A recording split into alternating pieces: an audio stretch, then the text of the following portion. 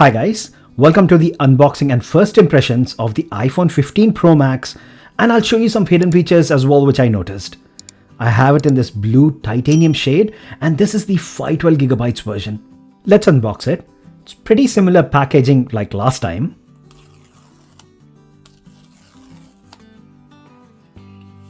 We have the phone and wow, that color looks really good.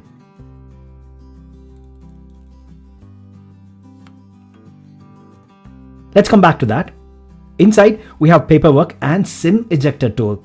Yes, we do get this guys in the UK as our phones still do have SIM trays. Then we have single white Apple sticker. I wonder if Apple ever would make these color coded on the iPhones. And yes, the other highlight, white braided USB-C cable for the first time ever on iPhones. So goodbye lightning. Let's get back to the phone. Wow, this feels really nice in hands. The back glass is so smooth and those brushed titanium rails. Pretty neat. Oh, hold on. Think we have a scuff mark here. A very tiny dot. I thought this must be lint, but nope, that's a scuff mark on the titanium rail. Ouch. It came like this out of the box. Brand new material which Apple didn't use in this colored form, so do keep an eye on this guys. Also, the titanium rails do pick up fingerprints and it also feels like it's changing color like Apple mentioned on their website. I don't know if this is as bad as the stainless steel one like the iPhone 14 Pro Max which I have here, but yeah, this is not that clean. If you don't like the look of this one, then it's better to get the natural titanium shade or the white shade. The blue is not my preferred shade as well, but I could only get this on the launch day. I am getting that natural titanium shade as well guys, which I'll unbox and review on my channel. So please do subscribe, support me. I'll keep making these videos for you. Continuing with the phone, so we have the new action button to the side and yes, that all important USB-C port. Back to the blue shade, here's what I usually do on my channel. Compare it with things which I find in my house which are of similar shade so you can get a better perspective on the color. The blue looks really good in person and yes, there is color shift like all models, and under certain lighting conditions, this shade looks like dark gray. Now, the iPhone has curved edges which makes it feel really comfortable in hands compared to the previous Pro Max models. Like my iPhone 14 Pro Max, which has got really sharp edges that digs into your palms. But not this one. This phone really feels comfortable. Also the weight difference, it's only 19 grams on paper, but yes, this phone feels certainly light, especially if you're holding it for longer periods. And in my brief testing for a couple of hours today, I already can notice this lightweight compared to my relatively heavy 14 Pro Max guys. Let's head downstairs and get the first impressions from the missus as well. She's using iPhone 13 Pro Max. So here's the new one, so hold it. A new iPhone. It's so light. Compared to this one, it's very light. Yeah, it is light. Does it feel more comfortable in your hands actually? It is, actually. Because it's got that rounded corners like before you have like sharp corners here. But the first thing is the weight itself. I can feel it. This is very heavy and this is super light and it's very comfortable to hold. I don't think I need any case for this anymore. Like I can easily hold and see I can't roll this phone anymore. Yeah. So yeah, I need to be more careful with this one. So yes. Can I take this phone?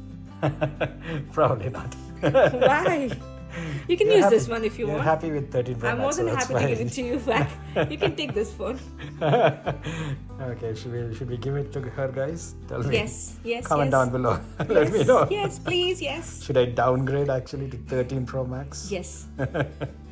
So next, let's set it up. Within the setup process, you get this menu to customize the action button where you can assign several different actions, but we will leave that to default mute for now and check it later in settings.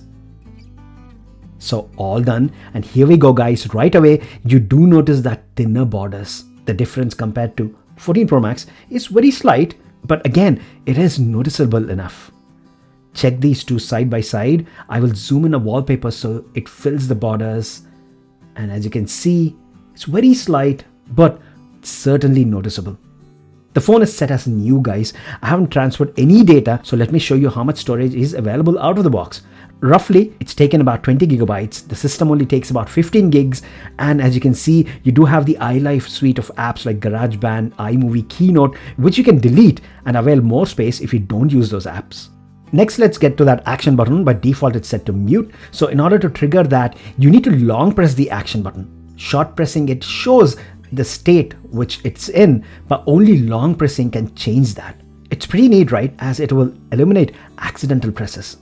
To control this, you head over to settings and you got this cool section which doesn't look like any other setting section, where you can customize this action button by assigning several different actions to it.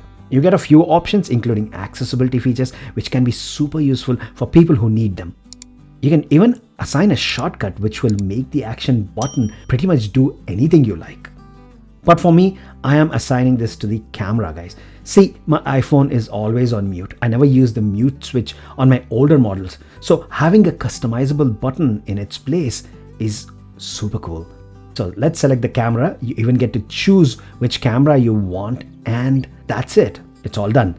Now long pressing the action button, even when the phone is locked, will open your camera app, and using that same button you can click a picture. Also, you press and hold the action button, it will start video recording. How useful is that? I know guys, the camera shortcut is already available on the lock screen, but if you're using gloves, it'll be difficult, and we'll soon be using that here in the UK as winter is coming. Whilst we are opening the camera, let's talk about the new camera system.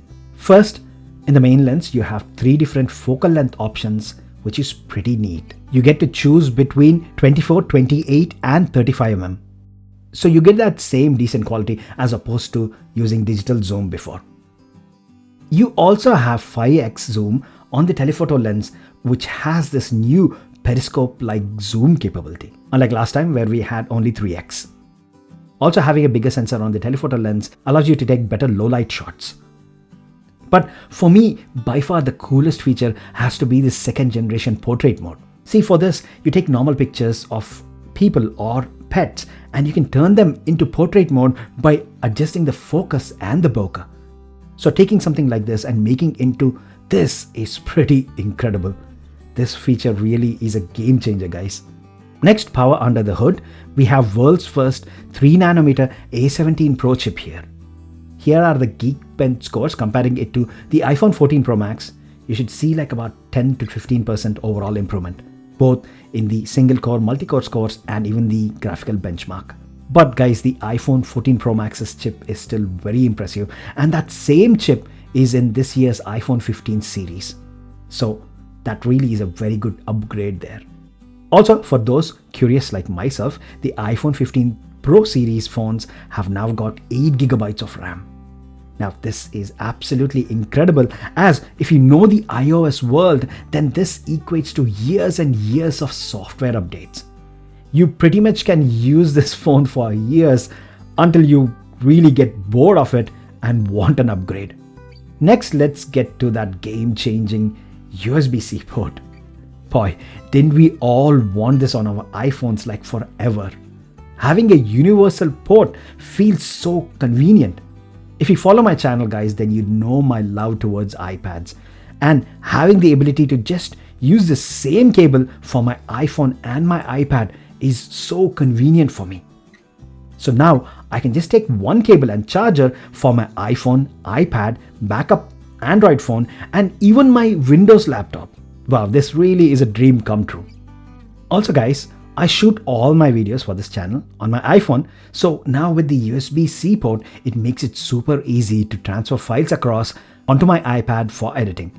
I know the included cable only supports USB 2 speeds, but here I have Samsung T7 SSD. Just plug in and transfer the files very quickly, and this supports faster data transfer speeds, so it's incredibly fast. The phone can now reverse charge as well, guys, like I am doing here, charging my AirPods Pro via this phone using the USB-C to Lightning cable. You can even charge another iPhone if needed. The charging speeds are pretty low, but when absolutely needed, you certainly can bail out your partner or your friends if they are running on low battery. Other minor upgrades, you also get faster Wi-Fi 6E and support to Thread protocol, which should help you with smart home devices. Also, the base storage on the Pro Max models is now 256 gigabytes instead of 128 gigabytes like last time. And if you're in the UK, then you pay the same price as what you paid for your iPhone 14 Pro Max with just 128 gigabytes last year. So finally, we have a win for the UK here. So those are my first impressions and the quick look at the features of the brand new iPhone 15 Pro Max, guys. Like I said, I will cover the other color and in-depth reviews along with some amazing cases and accessories all on my channel. So if you liked my video and if you feel that I deserve your subscription, then please do support me, guys. Subscribe so I'll keep making these videos for you. And as always, thanks a lot for staying with me until the end. I'll see you in my next video. Bye for now.